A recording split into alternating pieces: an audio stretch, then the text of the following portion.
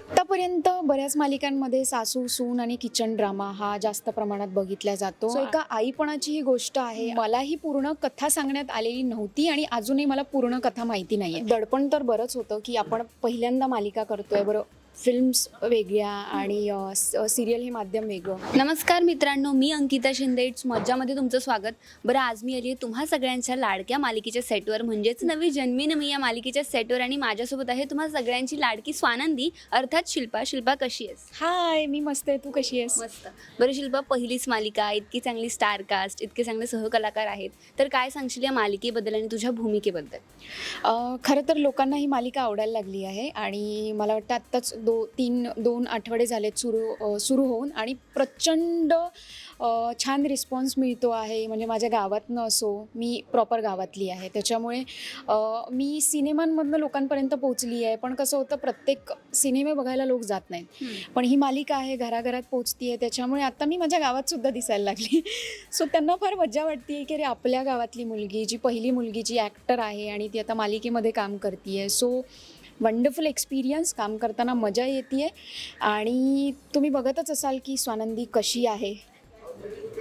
पण शिल्पा, मालिकेची कथा थोडी वेगळी आहे किंवा यंगस्टर्सला पटकन ती अटॅच होणारी आहे, पण या मालिकेत तुला स्वानंदीची भूमिका कशी मिळाली? सिलेक्शन कसं झालं?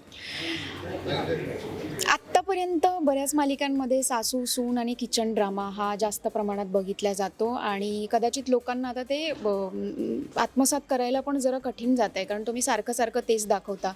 ज्याप्रमाणे तू म्हणाली की हा विषय खूप वेगळा आहे, ॲक्च्युली हा विषय खूप वेगळा आहे, खूप हळवा विषय आहे.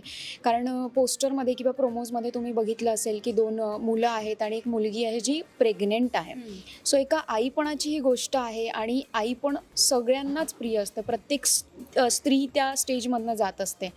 सो आत्तापर्यंत मी मालिकांमध्ये हे कॉन्सेप्ट नाही बघितले. सो माझ्यासाठी हे क्वाईट इंटरेस्टिंग होतं आणि चॅलेंजिंगसुद्धा होतं, कारण सुरुवातीपासूनच हा सगळा फेज, म्हणजे माझ्या स्वानंदीच्या आयुष्याचा फेज ते तिच्या प्रेग्नन्सीपर्यंतचा, तिच्या आईपणापर्यंतचा मला सगळा फेज, सगळी जर्नी मला जगायला मिळणार होती. सो याचं ऑडिशन होतं. त्यासाठी मी दशमी क्रिएशन्सचे मनापासून आभार मानेन. त्यांची मालिका येणार होती आणि ऑडिशन सुरू होते. सो मी ऑडिशन द्यायला गेले. ऑडिशन्समध्ये सिलेक्शन झालं, लुक टेस्ट झाली आणि त्याच्यानंतर लुक टेस्टमध्ये पण 4-5 मुली होत्या.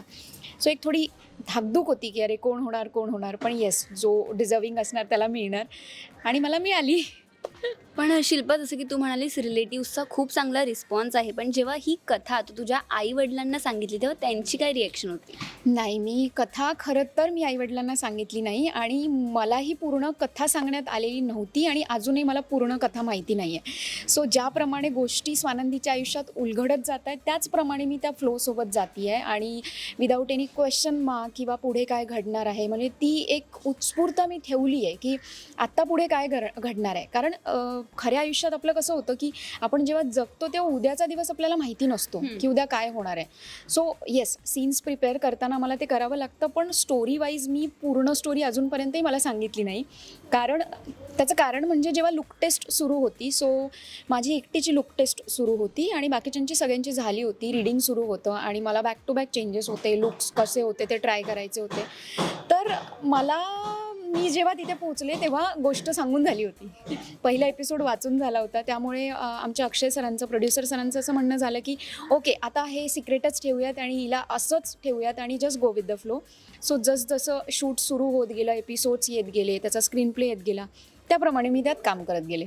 बरं, शिल्पा तर सगळ्यांना आवडतेच आणि आता स्वानंदीसुद्धा आवडायला लागली, पण या दोघींमध्ये विरोधाभास काही असतील तर ते काय आहे तुझ्या मते? विरोधाभास मला सिमिलरिटी. हां, म्हणजे बऱ्याच आहेत. स्वानंदी गावाकडची आहे, मी गावाकडची आहे. स्वानंदी अतिशय हट्टी स्वभावाची आहे, मी अतिशय हट्टी स्वभावाची आहे. म्हणजे मला जे पाहिजे ते पाहिजे, म्हणजे ते आईवडिलांकडनं असो किंवा माझ्या आयुष्यात काही असो. एखादं चॅलेंज एक्सेप्ट करताना मला असं असतं की नाही, हे पूर्ण करायचं आहे. रादर आपण याच्यात फेल होतोय की पास होतोय हा मुद्दाच नसतो, पण हे मला कंप्लीट करायचं आहे, हे मी घेतलं आहे हातात आणि मला करायचं आहे. त्याप्रमाणे स्वानंदीला तिच्या परिवाराची काळजी घ्यायला खूप आवडते. सो मी माझ्या फॅमिलीची काळजी घेते. मी रोज फोन करते, म्हणजे मी जाऊ शकत नाही शूटमुळे, पण मी सतत फोन करत असते, फॉलोअप घेत असते आणि खूप निस्वार्थी आहे.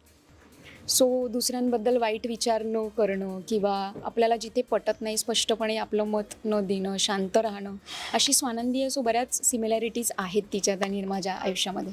शिल्पा, मालिकेत आपला सहकलाकार कोण असणार आहे हे फार महत्त्वाचं असतं आणि तुला तर इतके चांगले को आर्टिस्ट लाभलेत, तर जेव्हा तुला कळलं की साक्षी, रोहन किंवा मनिराज तुझे को आर्टिस्ट आहे तेव्हा तुझी रिएक्शन काय होती?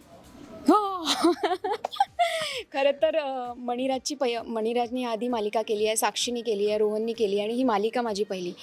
तर दडपण तर बरंच होतं की आपण पहिल्यांदा मालिका करतोय. बरं, फिल्म्स वेगळ्या आणि सिरियल हे माध्यम वेगळं आणि एवढ्या मोठ्या कलाकारांबरोबर काम करताना अर्थातच दडपण येतं, कारण ते एक्सपिरियन्स असतात. त्यांच्या मालिका 3-3, 4-4 वर्ष लोकांनी बघितल्या आहेत, भरपूर प्रेम दिलं आहे. सो मी एक नवीन चेहरा आता लोकांपुढे येणार, मालिके थ्रू लोकांना दिसणार आणि ते कितपत एक्सेप्ट करणार ही भीती होती. पण जसजसं आम्ही काम करत गेलो, अर्थातच लुक टेस्टच्या दिवसांपासूनच म्हणजे मला वाटतं की एक कम्फर्ट झोन तयार झाला. सगळे खूप छान असं फ्रेंड सर्कल तयार झाला आणि आत्ता सगळे सपोर्ट करतात. चुका होतात, सांभाळून घेतात, सपोर्ट करतात आणि मजा करतो.